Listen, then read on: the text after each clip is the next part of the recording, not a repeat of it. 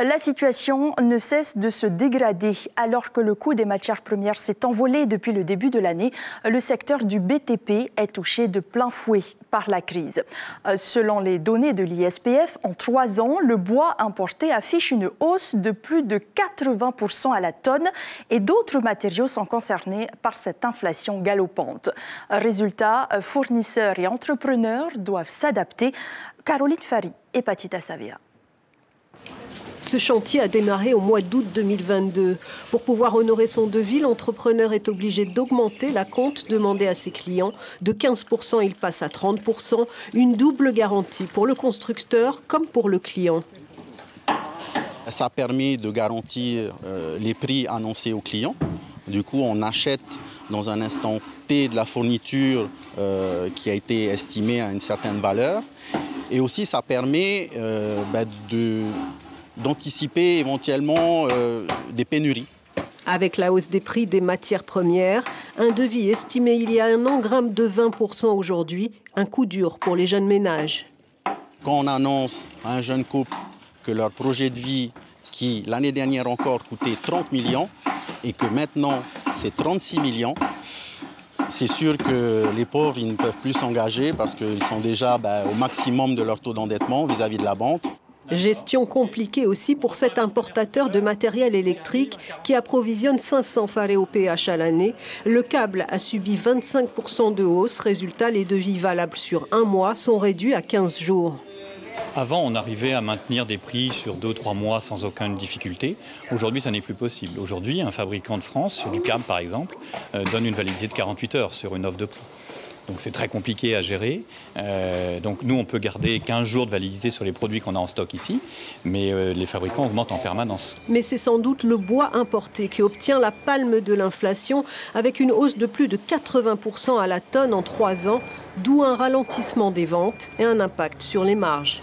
Sur 2022, au 30 septembre, on a de nouveau un plus 35% par rapport à l'année dernière. Ça a pénalisé aussi fortement nos taux de marge, puisque pour certains marchés qui étaient signés en 2019, 2020 ou 2021 avant la hausse très soudaine, subite des prix, on a été obligé de tenir les engagements qui avaient été fixés et d'appliquer les tarifs qui étaient soit contractuels, soit commercialement, on a été obligé de tenir les engagements qu'on avait pris avec nos clients.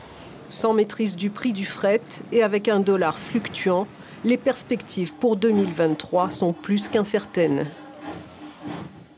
Et on en parle tout de suite avec le président du pays, Edouard Fritsch et Yorana. Yorana, bonsoir à tous. Merci d'être sur Polynésie la première ce soir. On va parler de vos dernières déclarations, bien sûr, mais d'abord sur l'inflation. Le gouvernement a déjà exonéré de droits et de taxes les matériaux de construction, mais cela ne suffit visiblement pas. Est-ce que vous reconnaissez que vous êtes impuissant face à cette forte inflation extérieure contre laquelle on ne peut rien pour aider la Polynésie, même lorsque l'on est président ? Non, mais bien sûr, nous allons effectivement, nous avons mis en marche une batterie de mesures, vous venez de les citer. Pour les jeunes ménages, nous avons proposé de défiscaliser tout ce qui est logement intermédiaire pour que les prix effectivement baissent, parce que nous avons pris en compte le fait que nous sommes exposés à cette inflation extérieure au pays, et c'est vrai aussi à une inflation forte au niveau des prix, des coûts de transport. On n'avait pas parlé ici, mais une grosse partie de cette augmentation vient de l'augmentation des coûts de transport sur la Nouvelle-Zélande, par exemple, qui regroupe toutes nos commandes qui viennent de Chine ou de Turquie pour les matériaux de construction. Ça passe par la Nouvelle-Zélande. Le conteneur est passé de 2500 à 8000 $. Donc effectivement, il y a une difficulté. Et c'est la raison pour laquelle à Paris, j'ai aussi rencontré les dirigeants de la CMA-CGM, parce que je voulais m'assurer d'abord que la desserte de Polynésie se fasse en continu, puisqu'ils viennent une fois par semaine jusqu'à nous, et surtout qu'il n'y ait pas de rupture d'approvisionnement, parce que pour l'heure, nous sommes toujours approvisionnés, mais ce qu'il faut craindre demain, c'est des ruptures d'approvisionnement. Donc là, on a des engagements, et je sais que la CGM a aussi baissé ses tarifs en matière de coût de conteneurs, puisqu'ils ont, je crois, mis 750 € de bonus sur le conteneur de 40 pieds. Donc voilà, on essaye effectivement de continuer à nous battre. C'est pas facile puisque nous ne maîtrisons pas. Donc j'avoue notre impuissance en fin de compte devant effectivement l'augmentation de ces prix. Mais il y a par exemple quelque chose sur laquelle le pays a le pouvoir et c'est aussi une question que se posent tous les importateurs. Les taxes sur n'importe quel produit sont imposées sur le produit et sur le transport, vous venez de le dire. Est-ce que on ne pourrait pas par exemple en retirer une de ces taxes? Bon, alors, dans le reportage, il a été annoncé effectivement que nous avons retiré les taxes sur certains matériaux de construction. Ces taxes-là sont déjà retirées.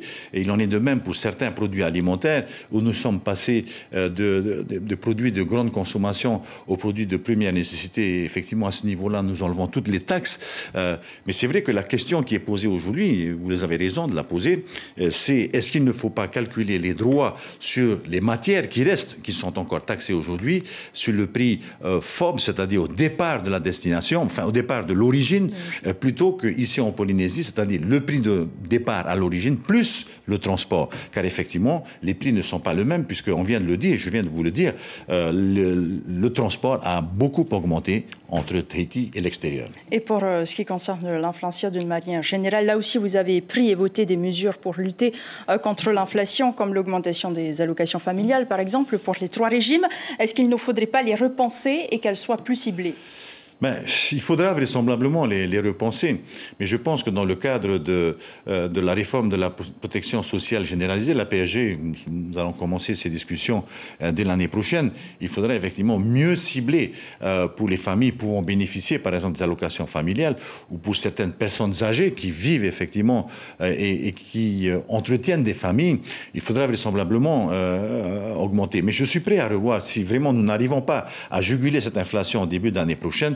Il faudra, parce que là, c'est important. Si ceux qui travaillent aujourd'hui, si ceux qui ont un revenu souffrent déjà, vous imaginez ceux qui n'ont pas de salaire, qui n'ont rien. Et c'est la raison pour laquelle j'ai aussi augmenté le prix du copra, par exemple, sur les Tuamotu, sur les îles éloignées, parce que c'est leur seul revenu. Et je crois qu'il est normal que nous ayons un geste de solidarité vis-à-vis de nos compatriotes. Alors justement, qui va financer ces aides? C'est le budget du pays. C'est le budget du pays. Mais via quel levier? Parce que d'un côté, vous parlez justement de la PSG, vous sollicitez 15 milliards. D'un autre côté, il y a la contribution pour la solidarité. Donc, en fait, finalement, la caisse de la CPS, les caisses sont vides ou non. Il y a encore de l'argent? Il faut faire attention. La caisse de la CPS, c'est une caisse à part qui ne rentre pas dans le budget du pays. C'est un fonds spécial que nous alimentons, nous, en tant que contributeurs à la protection sociale généralisée. Ce que l'on parle, ce que l'on dit là aujourd'hui, il s'agit effectivement des taxes qui ne rentreraient plus dans les caisses du pays. Lorsque je vais demander de l'aide à la métropole pour venir nous soutenir pour la remise en état des fonds sociaux, cet argent ne transite pas chez nous, ne vient pas dans le budget du pays. Les 5 milliards qui sont sollicités aujourd'hui à l'État iront directement pour soutenir nos fonds sociaux, donc il ira directement à la CPS. Et donc les aides vont être financées par le budget? Bien sûr, les aides sont financées par le budget du pays. Vous savez, rien que pour l'année 2022, que nous allons terminer très bientôt, nous aurons mis, le budget du pays aura financé pour près de 23 milliards de soutien pour effectivement essayer de baisser les prix. Et le pétrole nous a coûté 13 milliards. Et vous savez très bien que si l'on ne maîtrise pas le prix du pétrole, c'est tout qui augmente derrière. Le fret maritime augmente, je parlais du fret intérieur, l'électricité augmente, enfin beaucoup de choses dépendent des hydrocarbures, mais le total de tout ça aujourd'hui c'est 22-23 milliards. Merci beaucoup Edouard Fritsch pour ces premières réponses. L'information en continu sur Polynésie la première, Internet et réseaux sociaux.